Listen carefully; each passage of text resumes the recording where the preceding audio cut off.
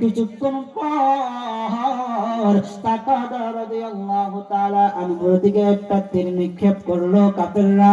তীর নিক্ষেপ করার পর তাকাদার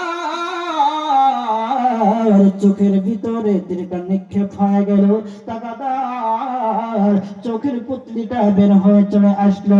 তাকাদা আল্লাহর রাসূলের কাছে চোখটাকে নিয়ে, চোখের পুতলিটাকে নিয়ে আল্লাহর রাসূলকে দেখাইলেন, ইয়া রাসূলুল্লাহ, এই যে দেখেন আমার চোখের মধ্যে তীর বিদ্ধ হয়েছে।